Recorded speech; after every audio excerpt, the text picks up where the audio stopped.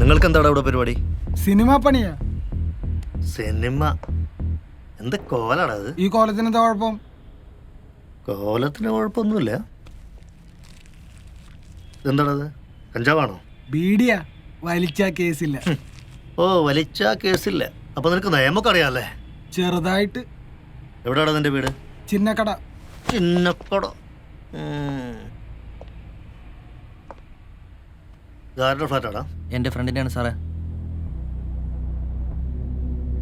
ഇന്നലെ രാത്രി ഇവിടെ നടന്ന കാര്യങ്ങൾ വളരെ വ്യക്തമായിട്ട് പറയണം. ശശിയെ കണ്ടതും വികാരനിർഭരയായി ശകുന്തള. നിങ്ങളില്ലാത്ത ജീവിതം ദുഃഖസാന്ദ്രമായാണ് കടന്നുപോയത്. ഓരോ നിമിഷവും നിന്നെ ഓർത്ത് ഞാൻ തേങ്ങുകയായിരുന്നു.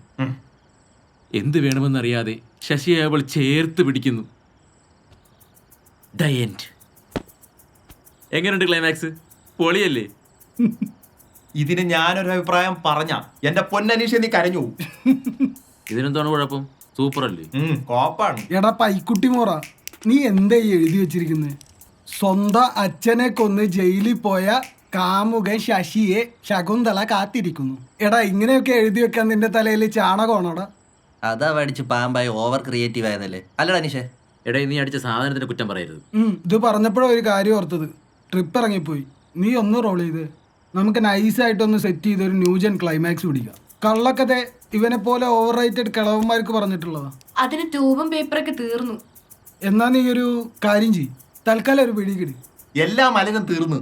നീ സമാധാനപ്പെട്, ഫുഡ് വാങ്ങാൻ പോകുമ്പോൾ വാങ്ങിക്കാം. എന്നാ പോ. വാടാ നിഷേ. സാർ, ഫുഡ് വാങ്ങാനായി പുറത്തിറങ്ങിയായിരുന്നു ഞങ്ങൾ. അപ്പോൾ ലിഫ്റ്റിനടുത്തെത്തിയ സമയത്ത് രണ്ടുപേരും ആ ലിഫ്റ്റിൽ നിന്ന് ഇറങ്ങി വരുന്നുണ്ടായിരുന്നു. അവരെ നിങ്ങൾ മുമ്പ് കണ്ടിട്ടുണ്ടോ? ഇല്ല സാറേ, ഇവിടെ ഉള്ളവരൊക്കെ എനിക്കറിയാം. ഇനി അവരെ കണ്ടാൽ നിങ്ങൾക്ക് തിരിച്ചറിയാൻ പറ്റുമോ? തിരിച്ചറിയാൻ പറ്റും സാർ. നിങ്ങൾ പോകുന്ന വഴിക്ക് സ്നേഹയോ റൂബിനെയോ മറ്റോ കണ്ടിരുന്നോ? ഇല്ല സാറേ. കണ്ടിരുന്നു സാർ. അതപ്പോ? നീ ആ സമയം മൊബൈലിലായിരുന്നു സാർ. ഞാൻ ലിഫ്റ്റിന് വേണ്ടി വെയിറ്റ് ചെയ്തിരിക്കുന്ന സമയത്ത്